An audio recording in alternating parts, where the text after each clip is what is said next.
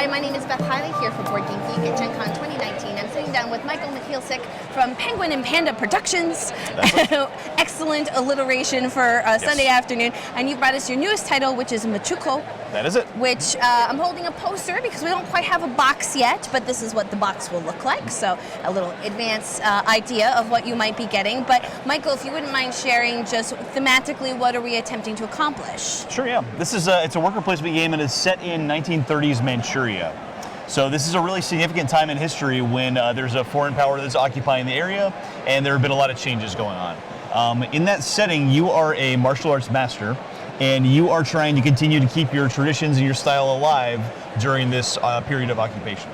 The way you'll do that is by teaching your students each night in secret, and then by assigning them to the board during the day to help out and kind of rebuild the community and just elevate your prominence throughout the match. At the end of the fifth round, whoever has the most prominence or the greatest reputation will win. Now, we'll just let people know that this is a prototype version that is here in front of us, so obviously, you know, there'll be card backs and things. But if people just kind of took a brief look at this board that's over here, would you say this is fairly close to the end art that they're going to see in the box? Yeah, absolutely. So I would say this is like a mid-production prototype.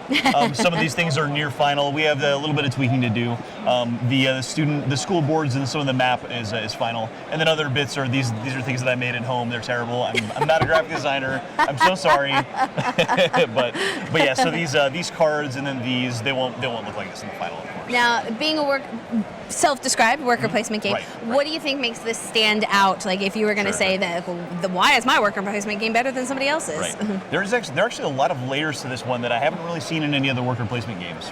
The first layer really is that as you assign students to the board, a lot of different things matter. So, of course, it's where you assign them, what action you're taking.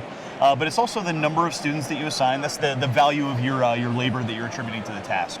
So if I were to assign these workers over here to the fields, I would get more food the more workers that I assign to that space. That's something you see pretty commonly. Yeah. But one of the other things is that you can kind of upgrade your workers as you go, because the number of workers that you assign of the single type, if you assign more than one, you'll be able to trigger that disciple's bonus. So that little icon up at the top, based on its current level, is the extra little effect you'll get. So we rotate like that. Right. So each night, whenever you go to train in secret, you'll be able to upgrade these disciples, which in turn give you a better bonus as you assign pairs of those students throughout the game. I sort of feel like there's a gang of students roaming around, taking over. Hopefully not quite that mischievous, but no, they're.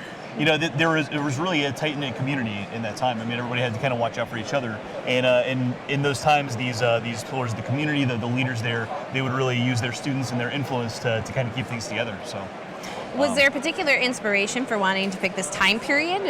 Yeah. So I came up with sort of some of the mechanics first, which I'll talk about the restrictions and that sort of thing.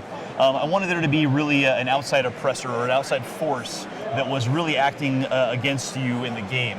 So there was not so much, there was a feeling, of course, rivalry that I think can be described in this game, but also like a level of, what is the man coming down on me, right? Like, how am I being limited in my movements?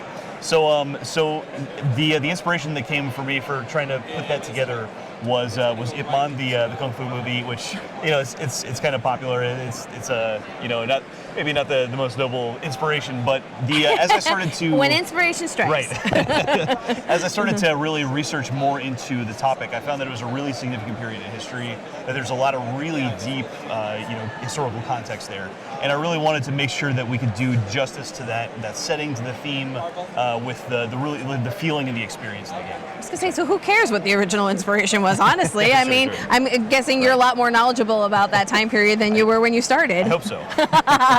So why don't you mention a couple of the restrictions? Why don't we take a look at those? So at the beginning of the game, everyone starts off with one of these restriction cards. And this represents the local garrison, kind of giving you a hard time. They'll be monitoring your movements, because this is a time when it is illegal to assemble students. Any kind of assembly is seen as an attempt to undermine the state.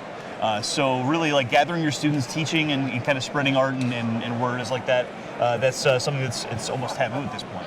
So everyone starts with a certain amount of restrictions, but through the game you may end up having a fluid population of workers. The more workers you get, of course, the better, the more action you'll be able to take. Right. But you'll also be more suspicious based on how many students you have. Every time you do a little lap on Harder this to wheel, hide in the shadows of the Exactly, corners. yeah, exactly. So, but every time you do a lap on this wheel, you'll get another restriction card, and these are just modular rules that apply only to you. Every time you assign workers to the board, you have to obey all of those rules. But the catch is that, of course, you can pay bribes to ignore certain ones at certain times. Which might be a little bit easier to get the coinage with a bigger team. I can Exactly. see how the balance is sort of built into that. Yep, that's it. So, How many players? this is a 2 to 4 player game. And then how long do you think a full game would take us? About 60, 75 minutes. And most importantly, since we are looking at a not quite ready with a box, do you have an idea of when this is going to be available? Yes, we'll be on Kickstarter September 17th. Oh. And should be fulfilling about a year after that. So. Well, if you guys want to check that out, this is Manchukuo, which is from Penguin and Panda Productions. This is Michael, the designer, and also with Penguin and Panda. And thank you again. Absolutely. Thank you so much for having us on the show.